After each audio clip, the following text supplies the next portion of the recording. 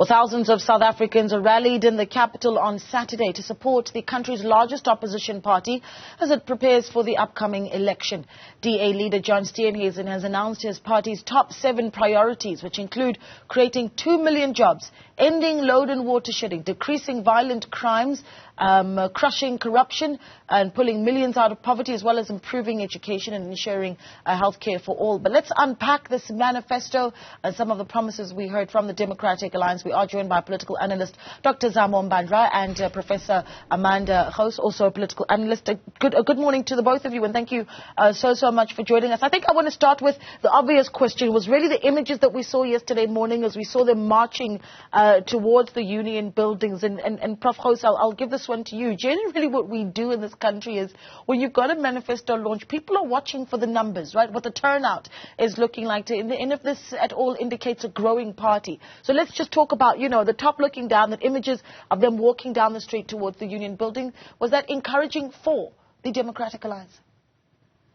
Well, I mean, it was very impressive under the blue umbrellas. So, yeah, I think, it was quite a large crowd. And it tells us that, in the north of the country, as also in the Western Cape, there is quite considerable support for the Democratic Alliance. Yeah. And Dr. Mbandlwa, would you like to comment on that? I mean, we certainly look at some of the numbers when a party has its manifesto launch, and a lot of the argument is, well, the turnout doesn't always mean that that's what it's going to look like when we get to the polls in April, or depending when the date is, of course, announced. I absolutely agree. Good morning to you. Good morning, Prof Amanda, and to the viewers. Well, I fully agree with you. The manifesto turnout does not reflect the outcome of the elections.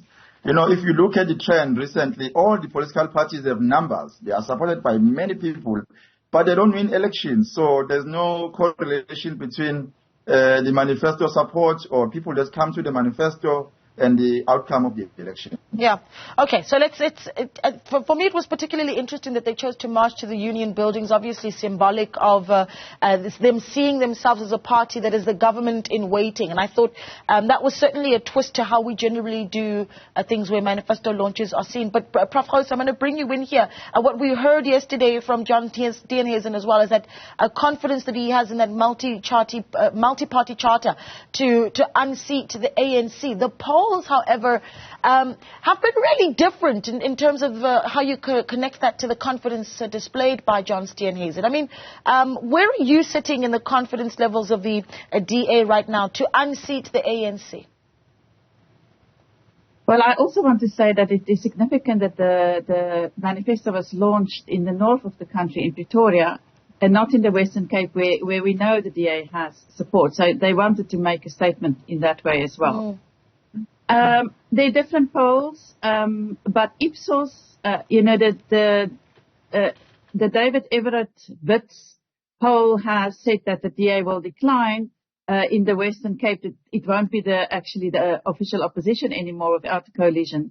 I think that's not accurate, because he did not count in the people who, said that they won't vote or the stay away vote. But if we look at the Ipsos poll, right, the Ipsos poll, the latest one, has shown that the ANC may go below 50%, but that the EFF may actually unseat the DA as the official opposition. Right. And it looks different in different provinces, but we need to also understand that depending on what happens in the provinces, it may add to the vote share on national level, or it may detract.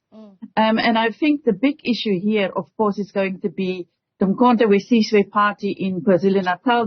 That's now, the polls show that it's got quite significant support.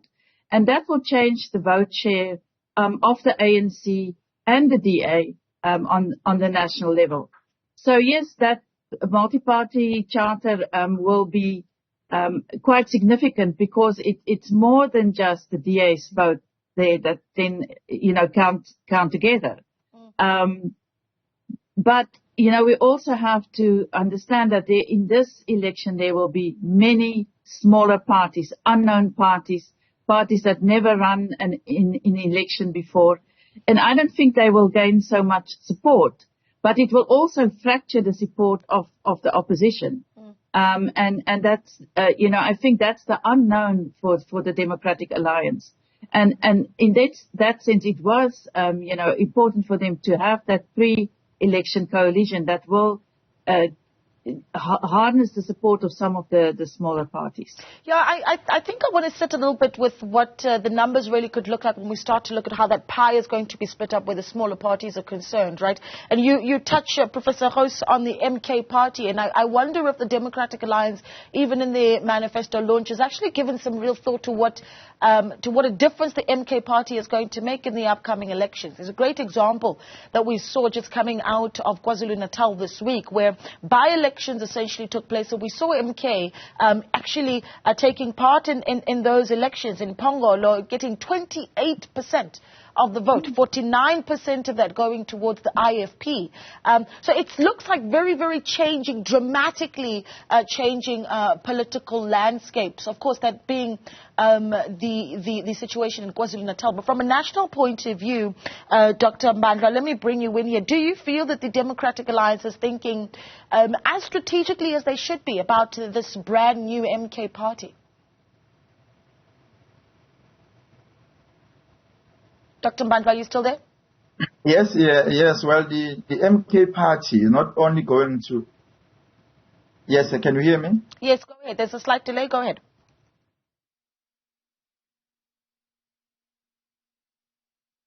Yes. No, what I'm saying is that the MK party is not going to have an impact to the ANC only, but all the parties in the country will be affected by the existence of the MK party, including the Democratic Alliance. Because there are people who are not happy with the Democratic Alliance or in the manner in which the leadership of the Democratic Alliance is conducting its affairs. And there are people who have been rejected by the Democratic Alliance as well. So for them, ANC is not an alternative, EFF is not an alternative, DA is not their home.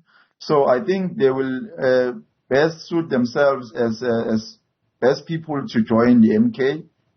Based on the affairs that they have experienced in the Democratic Alliance. So I don't want to think that MK is only going to affect the ANC, but I think all the opposition parties will be affected by the existence of the MK party. Okay. Well, let's look at the promises and the manifesto, right? And that's essentially what you'd hope the electorate looks at when they go into these elections. That they look at the promises, the ideas that are being put on the table by the political parties. 2 million jobs. That's what the DA promises to create. I mean, it sounds like a fantastic idea. The question, though, is it plausible and feasible, Prof Gouws? Well, when the President Ramaphosa gave his State of the Nation address, I adopted the State of the Nation address of the parallel universe, because clearly people who think that we can do all these things and make these promises live in another universe. And the DA's manifesto is similar.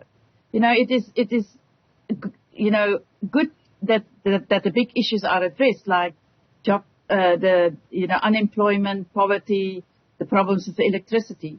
But you can't just say, I'm going to create 2 million jobs and then not tell us how we are going to do this, right? And we know the contraction of the economy is due to the constant load shedding, to the problems with Transnet. He didn't even, touch on Transnet and the rail system in the launch of the manifesto. So it's similar stuff that we've heard from the DA in previous elections. Halving the crime rate, doing away with cadre deployment, and will lift 6 million people out of poverty. So I mean, it's more promises, as the DA has this huge opportunity. It's a window of opportunity because the ANC is so weak. They could have come up with really realistic ideas about what they are going to do to deal with the problems of the economy, to deal with the problems of electricity. But to me, it's just, a similar parallel universe that John Steenhuisen has talked about.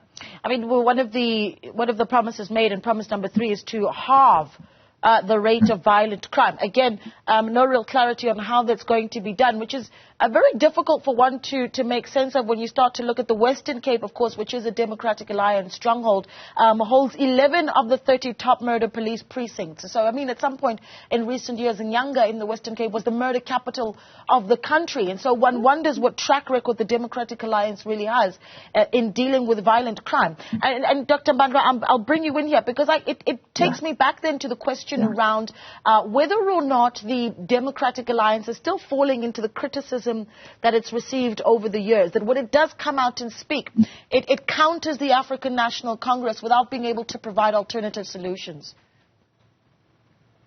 Yes, absolutely. You know, when I look at the manifestos of different political parties, not only DA, I see a cut and paste. I think all these political parties are saying the same thing, different ways, but the same thing.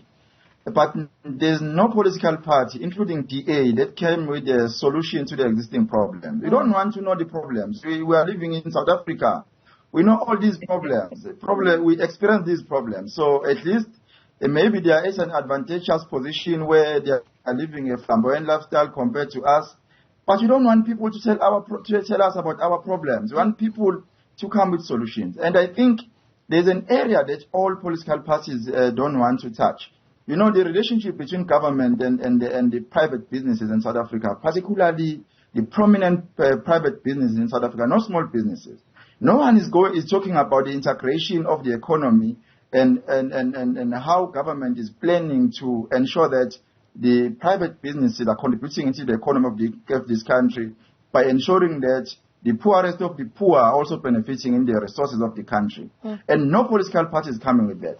They talk about economic development, but there's no clear plan how they are planning to ensure that at least they repair the parastatal institutions. Because government on its own cannot make money if there's no relationship with the private companies. And at the moment, the parastatal institutions are collapsing everywhere. All the parastatal institutions. And the last one now is ESCOM. So no one is talking about that. People are saying they're going to end load shedding, but where is the plan? How are they planning to end load shedding? There's no plan that is put forward. Yeah, and people, these are things people want to hear. Prof Gouws, I come back to you and I say, okay, just amongst the things that people, particularly South Africans at this time, really are talking about is the crisis in the Middle East. And there's been a lot of talk around the, what some term the controversial positioning of the Democratic Alliance, where the Israel-Palestine issue really is put on the table. Is that going to be a thorn on the side of the Democratic Alliance going into these elections, in your view, particularly in provinces like the Western Cape? Yes, where you have a significant Muslim population. I really think that is their support for Israel has harmed or has the potential to harm that vote. So they may lose that vote going to another party. And I agree with Dr. Mbandlwa about, you know, if you say you want to halve the crime rates, then you need to show that in the province where you govern, that you can do that. The DA has been saying for years they're going to have police training, and that's why they want, for example, the powers of policing centralized from the national government to provincial government, so that they can do their own programs with the police. But it's not been a success story in the Western Cape, especially around gang-related violence. So, yeah, I mean, it's not only the foreign policy, you know, with the focus on the foreign policy and how they think about, you know, the issues in the Middle East, the Ukraine, and so on, but it's also how issues play themselves out on the provincial level. Yeah. Any surprises that you're expecting? And I'll give this one back to you, Prof Gouws. Any surprises that you expect as we watch the Democratic Alliance march towards this election? I mean, here on Newzroom Afrika this week, we had a discussion with the former leader of the Democratic Alliance, Tony Leon, and he was, of course, asked, you know, what would you make of a Democratic Alliance and African National Congress coalition agreement? And his response was that it wouldn't be the worst of ideas. I mean, is that something that we could possibly see in the months that come, Prof? That would be really strange, because The DA has said all along they won't go in a coalition with the ANC, and the Multiparty Charter also won't. So it will be a direct turnaround from those, decisions that's already been taken. But I think this is going to be a really unpredictable election in many ways because of the new parties that entered that will be on the ballot, because of the independents, because the citizens now have 3 votes, one for national, one for provincial, and one for regional.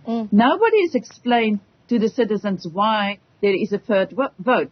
That's to accommodate the independents in regions. And I just think it will be very hard to predict, but I will think that maybe we are going to be rid of one part of the ANC's one-party dominance now, and we're going into coalitions that will be really unstable because we cannot trust these smaller parties to, remain or not to make all kinds of demands that's really unrealistic. Yeah, I mean, I want to bring that same question to you, Dr. Mbandlwa, because I saw you smiling, in fact, when I asked it. And I think it's going to be a big talking point. I mean, even for the electorate that does go to the polls and is loyal to the African National Congress, one wonders if that would be a betrayal to that electorate if you start to see the Democratic Alliance and the African National Congress considering sitting together for coalitions.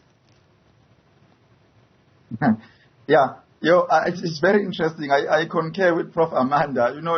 We can't predict what will happen, but that will be a huge surprise. And at the moment in the country, you cannot predict our South African politicians. You might think that they are very strong. They have very strong views towards their policies, towards their ideas.